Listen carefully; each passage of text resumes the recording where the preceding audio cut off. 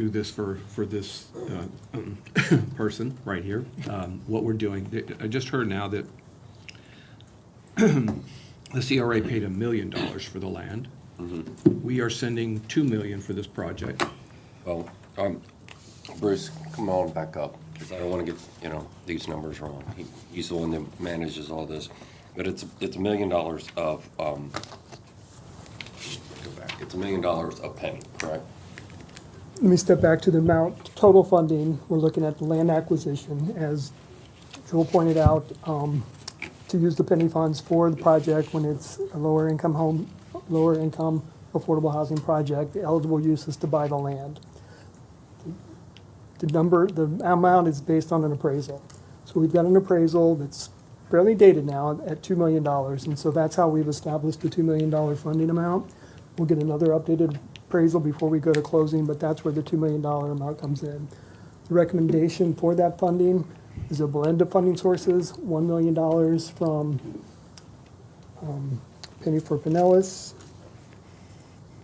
$1 million from the State Housing Initiative Partnership Program, and then $1,050,000 from the Penny for Pinellas, for a combined total of $2,050,000 as a maximum amount that you would be approving today.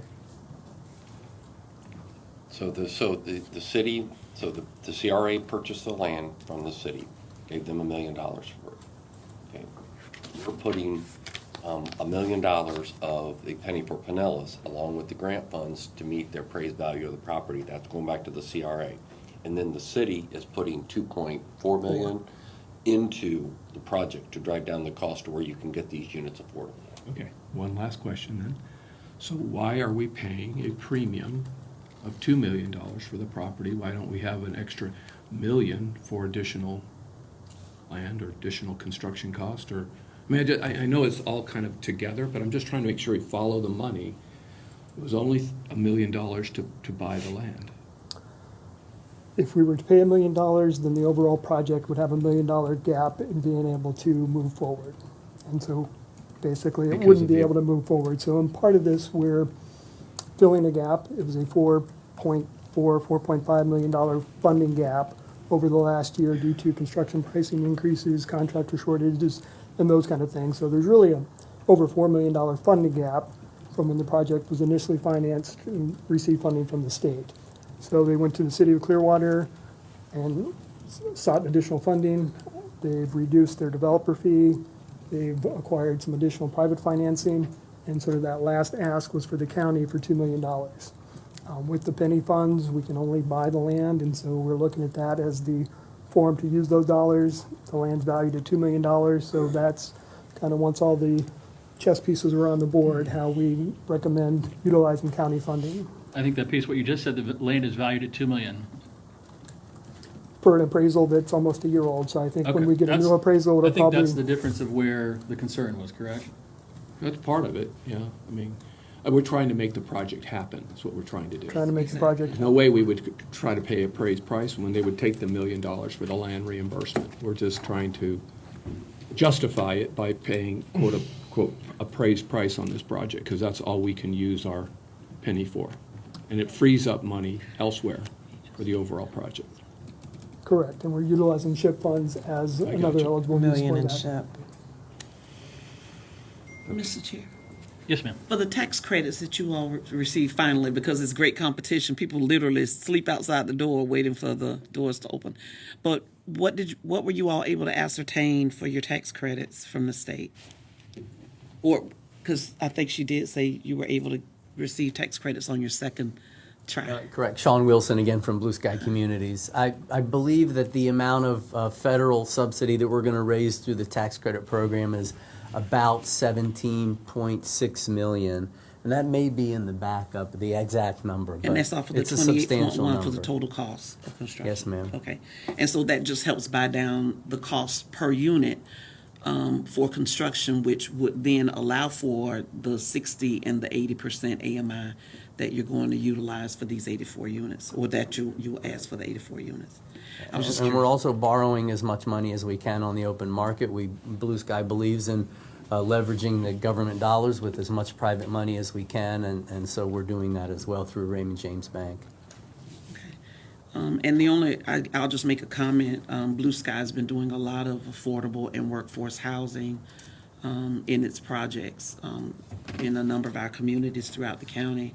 And so much like Habitat and the CDC of Tampa and so many others, the number of developers is getting smaller who actually will build at this rate. So,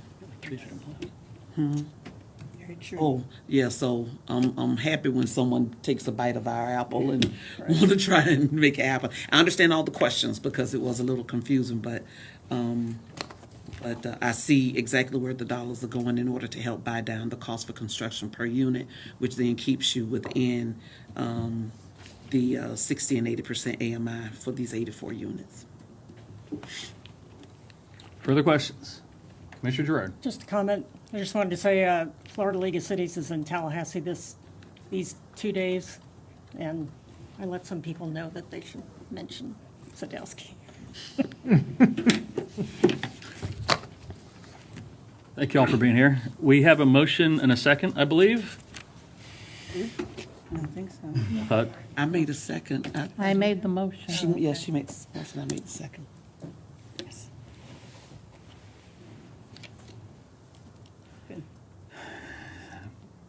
All right, Mr. Geddes, come on up.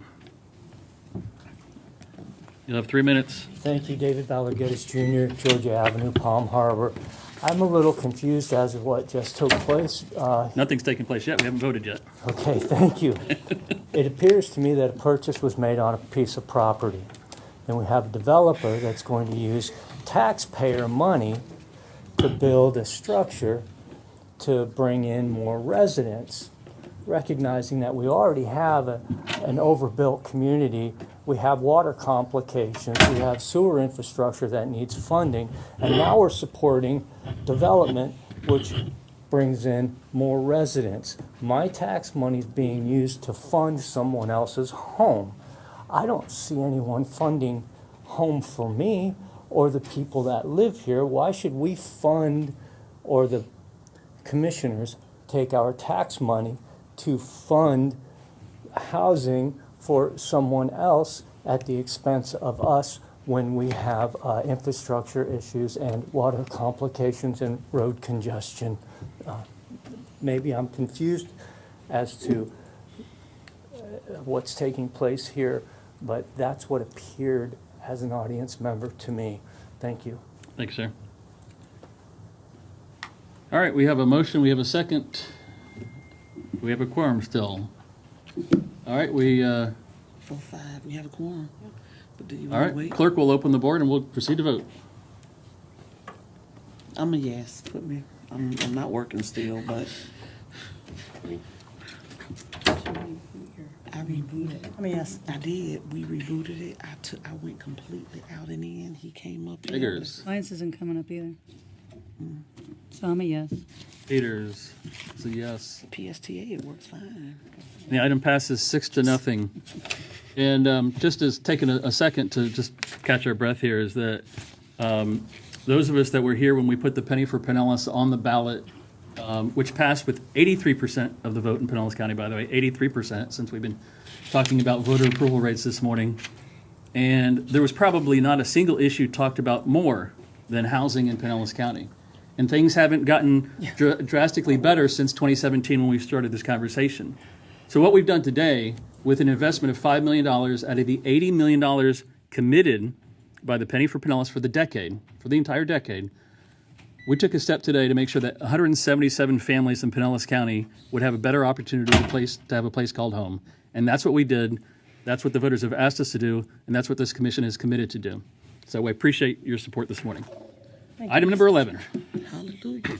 It's the award of a bid to Suncoast Development of Pinellas County. This is for our 2022 to 2024 countywide ADA sidewalk and work order for sidewalk drainage and roadway improvements. And this is in the amount of